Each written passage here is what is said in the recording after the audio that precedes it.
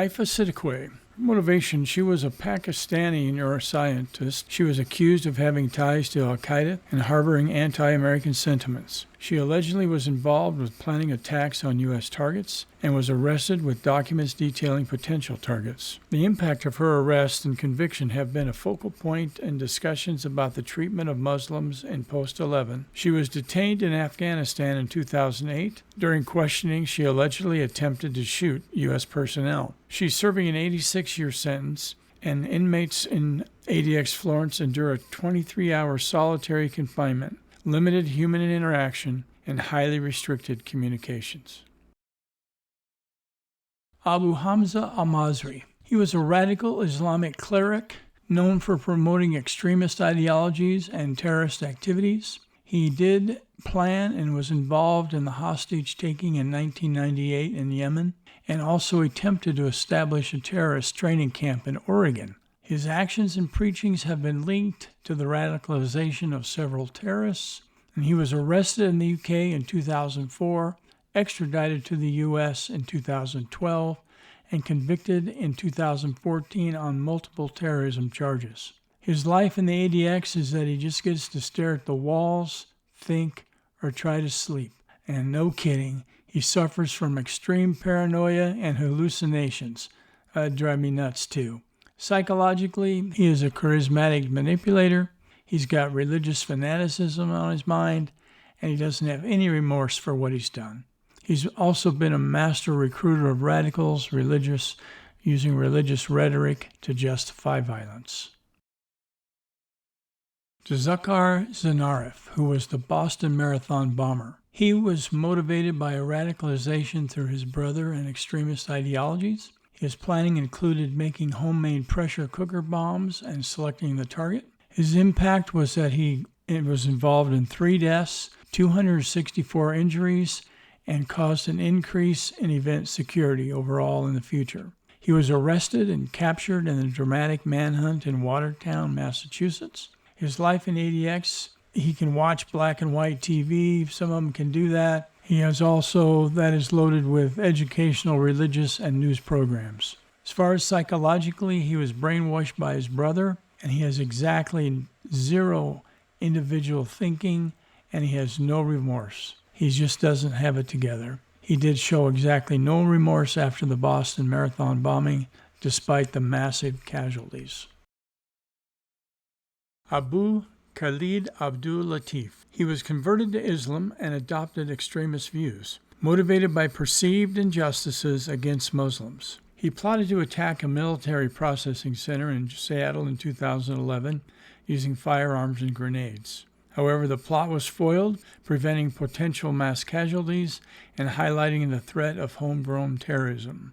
He was arrested in 2011 after an informant alerted authorities. He pled guilty and was sentenced to 18 years in prison. While his life in ADX, he's not been able to have a gym access, no weights or group activities. However, he is allowed to do push-ups, jogging in place, and/or shadow boxing alone. His psychological traits include homegrown radicalization. He has a violent temperament and a mission-oriented thinking. He's believed that he is fighting for a divine cause, leading him to target U.S. military personnel. Adel Bari. He is an Egyptian militant associated with al-Qaeda, opposing U.S. presence in the Middle East. He was involved in the 1998 U.S. Embassy bombings in Kenya and Tanzania, and was responsible for transmitting claims of responsibility. His impact were the bombings resulted in 224 deaths and thousands of injuries, leading to increased U.S. counterterrorism efforts. He was arrested in the UK in 1999, extradited to the U.S. in 2012, pled guilty in 2014, and sentenced to 25 years in prison. He's allowed to have breakfast delivered through a slot in a steel door or retrieve it from a small pass-through area. He's considered to be a strategic thinker, and he has justification for violence. He's able to justify it very well. He's got narcissistic beliefs, as he sees himself as a martyr for his cause, justifying the deaths of civilians. Adham Hassoun. He was a Palestinian-born computer programmer who became involved in radical Islamic circles in the U.S. He provided material support to terrorist organizations, including Al-Qaeda and affiliated groups. His actions contributed to the support network for terrorist activities targeting the U.S. He was arrested in 2002, convicted in 2007 of providing material support to terrorists. As far as his life in ADX, he served his sentence and was deported in 2020 and is not currently in ADX Florence. He has been known to be coldly calculating, has a political extremism for his views, and he justifies his mass violence. He has rationalized terrorist funding as necessary, showing detachment from the consequences. Ahmad Khan Rahimi. He's an Afghan-American motivated by jihadist ideologies. He planted bombs in New York and New Jersey in 2016, including the Chelsea bombing. The explosions injured 31 people and heightened concerns about domestic violence and terrorism. He was captured after a shootout with police in New Jersey and was convicted in 2017 and sentenced to multiple life terms. He doesn't have any phone access in ADX except for rare calls monitored by the staff, and which is all normal for life in ADX. As far as psychological traits, he's narcissistic, he's self-radicalized, and he has zero remorse for his actions. He has praised terrorists like bin Laden and saw himself as a revolutionary. Ahmed Abu Khattala. He was a Libyan militia leader with anti-American sentiments. He allegedly orchestrated the 2012 Benghazi attack in the U.S. consulate. The attack resulted in the deaths of 4 Americans, including Ambassador Chris Stevens. He was captured in Libya by U.S. forces in 2014. He was convicted in 2017 on terrorism charges. He is currently in ADX serving a 22-year sentence. And as far as his psychological traits, he's highly manipulative, he's very charismatic, and very power-hungry. He has convinced others to join him in attacking the U.S. consulate in Benghazi. So he was kind of the ringleader. Ahmed Omar Abu Ali. He was an American citizen radicalized by extremist ideologies. He sought to wage jihad against the United States. He conspired with al-Qaeda members to assassinate President George W. Bush and conduct terrorist attacks within the U.S. His arrest highlighted concerns about homegrown terrorism and the radicalization of U.S. citizens. He was detained in Saudi Arabia in 2003, later was extradited to the U.S. and convicted in 2005 on charges including conspiracy to commit terrorism. He is currently serving a life sentence in ADX. Psychologically, he has delusions of grandeur, and he also has religious justifications for violence, as he plotted to assassinate a U.S. president, and he sees himself as a chosen warrior. Alfredo Beltran Leyva. He is a Mexican drug lord and leader of the Beltran Leyva cartel, and he's motivated and driven by profiting from narcotics trafficking. He oversaw large-scale drug trafficking operations, including the smuggling of cocaine and meth into the United States. He has contributed to significant drug-related violence and the proliferation of narcotics in the United States. He was captured in Mexico in 2008, extradited to the U.S. in 2014, and pleaded guilty to and was sentenced to life in prison in 2016. Like many other inmates, all he can do in ADX is stare at the walls, think, or try to sleep, and you would think and understandably would suffer from extreme paranoia and hallucinations. He has obsessive control and violent issues. He's violent temperament and power hungry. He's ordered brutal assassinations to maintain cartel dominance. Anthony Casso. He was an underboss of the Lucchese crime family, is motivated by power and financial gain through organized crime. He orchestrated numerous murders, extortion schemes, and drug trafficking operations. His actions contributed to widespread organized crime activities and corruption within law enforcement. He was arrested in 1993 and cooperated with authorities, but later violated his agreement and was then sentenced to life in prison. He was transferred to Florence or ADX Florence due to security concerns. However, he died in 2020 while still incarcerated. He was paranoid, psychopathic, and had a serious bloodlust. He personally killed or ordered over 50 murders to maintain power. Barry Mills. He was the leader of the Aryan Brotherhood prison gang. He was driven by white supremacist beliefs and control over criminal enterprises. He directed violent acts, including murders and assaults, even while within the prison system, to maintain power and discipline. His leadership perpetuated racial violence and organized crime within the federal prison system itself. He was already incarcerated for previous crimes, but was convicted in 2006 of racketeering and murder. He was held in solitary confinement at ADX, and he died in 2018 while serving multiple life sentences. His psychological traits included he was a white supremacist extremist, power complex, and was totally ruthless. And he did manage to build that racist empire within the U.S. prison system, and doing so showed no remorse. Christopher John Boyce. He was disillusioned with U.S. government policies, and he sought to undermine national security. He sold classified information to the Soviet Union regarding U.S. spy satellite systems. His espionage activities compromised national security and strained international relations during the Cold War. He was arrested in 1977 and escaped from prison in 1980. He was recaptured in 1981 and sentenced to 68 years in prison. He served part of his sentence at ADX Florence and was released on parole in 2002. He has great intellectual arrogance and anti-government radicalism, and he believed that he was too intelligent to get caught selling U.S. secrets.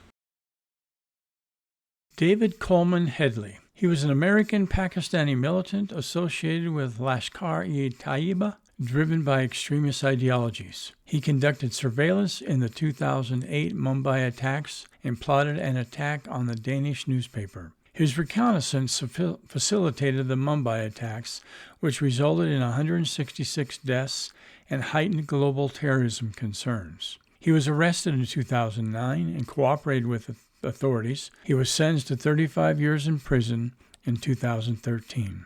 As far as being in ADX 5 times per week, he can exercise alone in what is called a concrete cage, the size of a walk-in closet. He has a split personality and his deceptive nature and a sense of grandiosity. Boy, I know a few people like that. He played a double agent, fooling U.S. authorities before helping with the 2008 Mumbai attacks.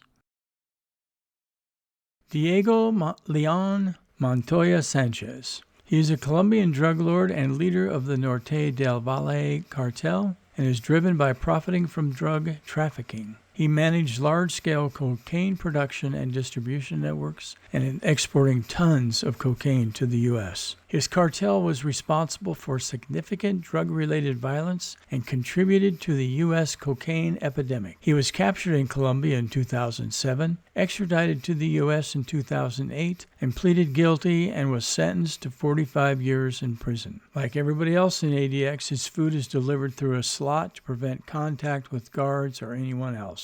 As far as psychological traits, he's obsessed with secrecy, he's paranoid, and power-hungry. He has ordered executions to eliminate threats and has built elaborate escape networks.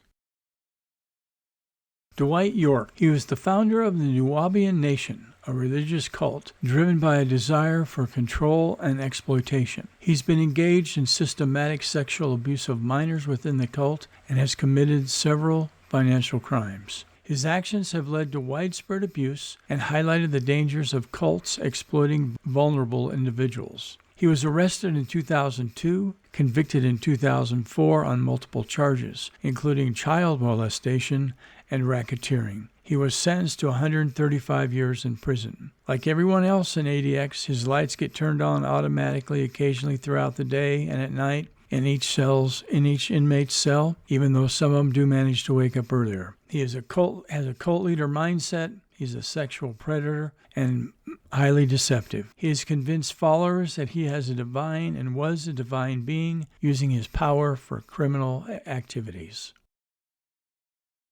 James Marcello. He is a high-ranking member of the Chicago outfit, driven by power and financial gain through organized crime activities. He was involved in orchestrating multiple murders, extortion, and illegal gambling operations to maintain the crime family's dominance. His actions have contributed to the perpetuation of organized crime in Chicago, leading to violence and corruption. He was arrested in 2005 as part of the federal Operation Family Secrets investigation. He was convicted in 2007 of racketeering and murder and sentenced to life in prison. In ADX, like a lot of others, his meals consist of nutritionally adequate but basic food, like oatmeal, eggs, fruit, and bread. He's considered to be calculating, cold, and extremely loyal to the Mafia Code. He's ordered and committed Mafia murders, showing no emotional response.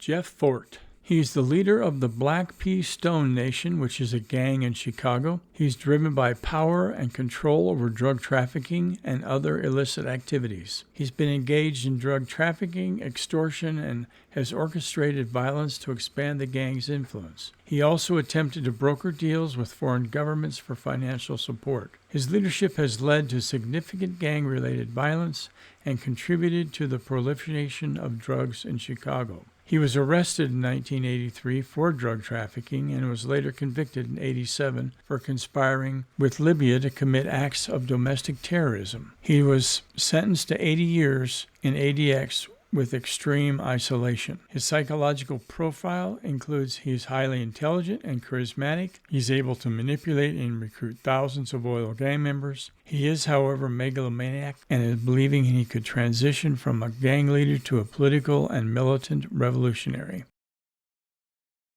Al-Shafi al-Sheikh. He is a British national who joined ISIS and motivated by extreme ideology and anti-Western sentiments. He's part of the ISIS cell known as the Beatles, is involved in the detention and execution of Western hostages. He participated in the torture and beheading of several hostages, acts that were widely publicized in the ISIS propaganda videos. He was captured by Kurdish forces in Syria in 2018, was extradited to the U.S. and convicted in 2022 on charges of hostage-taking and conspiracy. He is serving 8 concurrent life sentences in ADX. Psychologically, he's considered to be a sadistic, he enjoys torture, and he believes in religious justification for violence. He's participated in ISIS hostage executions with no hesitation.